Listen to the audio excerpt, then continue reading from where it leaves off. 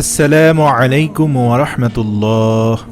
সুপ্রিয় আলোর পথের দর্শক মণ্ডলী, আশা করি মহান আল্লাহ রাব্বুল আলামিনের অশেষ মেহেরবানি ও দয়ায় আপনারা সবাই ভালো আছেন।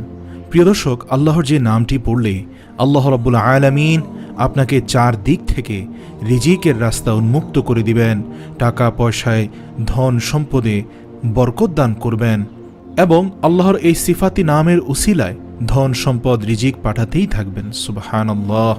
প্রিয় দর্শক, আমলটি খুবই পরীক্ষিত। আমরা অনেকেই এই আমলটি করেছি এবং অনেকেই করতে দিয়েছি। যারাই করেছে তারাই লাভবান হয়েছে। সুবহানাল্লাহ।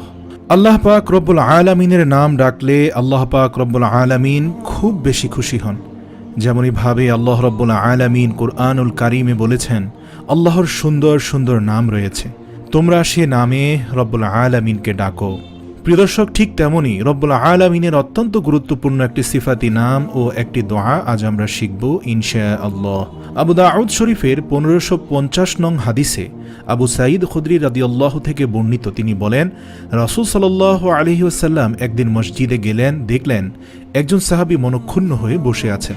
ওই সাহাবীর নাম ছিল আবু উমামা রাদিয়াল্লাহু তাআলা আনহু। রাসূলুল্লাহ সাল্লাল্লাহু আলাইহি ওয়াসাল্লাম আবু উমামাকে ডাক দিয়ে বললেন, হে আবু উমামা, তোমাকে এত চিন্তিত বিমর্ষ দেখাচ্ছে কেন? কি নিয়ে তুমি এত পেরেশানিতে আছো? তখন তিনি রাসূল সাল্লাল্লাহু আলাইহি ওয়াসাল্লামকে বললেন, ইয়া রাসূলুল্লাহ সাল্লাল্লাহু আলাইহি ওয়াসাল্লাম, আমার অভাব অনটন বালা মুসিবত কোনো অবস্থাতেই কমছে না, আমার ঋণ কোনো অবস্থাতেই কমছে না, আমি কোনো অবস্থাতেই আমার পেরেশানি থেকে বের হয়ে আসতে পারছি না। তখন রাসূল সাল্লাল্লাহু আলাইহি ওয়াসাল্লাম বললেন, হে আবু উমামা, তোমাকে একটি আমল শিখিয়ে দেব, যে আমলটি করলে তোমার অভাব ঋণ সব কিছু দূর হয়ে যাবে। তোমাকে কি সে আমলটি শিখিয়ে দেব না? তখন তিনি বললেন, ইয়া রাসূলুল্লাহ, অবশ্যই আমাকে এই আমলটি বলে দিন। তখন রাসূল সাল্লাল্লাহু আলাইহি ওয়াসাল্লাম বললেন, তুমি পড়বে, আল্লাহুম্মা ইন্নী আউযু বিকা মিনাল হাম্মি ওয়াল হুজনি ওয়াল আজজি ওয়াল কাসলি ওয়াল জুবনি ওয়াল বুখাল ওয়া গালাবাতিদ দাইনি ওয়া কাহরির রিজাল।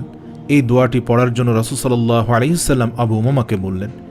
প্রিয় দর্শক, আমরা এই দোয়াটি পড়ার পাশাপাশি যারা ঋণগ্রস্ত আছি, খুব দুঃখ কষ্টে এবং চিন্তায় ভরাক্রান্ত অবস্থায় আছি, তারা অবশ্যই প্রতিদিন এই দোয়াটির পাশাপাশি আল্লাহর একটি সিফাতি নামও পড়ব, যে নামটি পড়লে আপনার ধন সম্পদ টাকা পয়সা রব্বুল আলামিনের তরফ থেকে আসতেই থাকবে ইনশাআল্লাহ।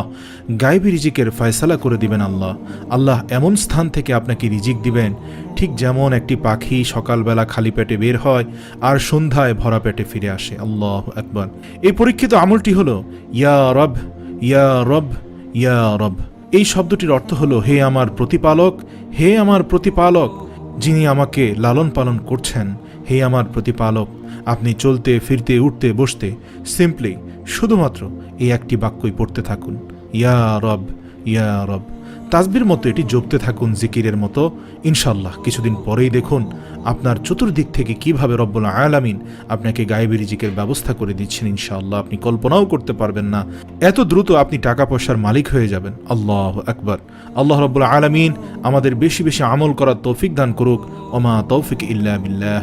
আমাদের ভিডিওগুলো ভালো লাগলে আমাদের পেজে লাইক দিতে পারেন এবং আমাদের ইউটিউব চ্যানেল সাবস্ক্রাইব করতে পারেন।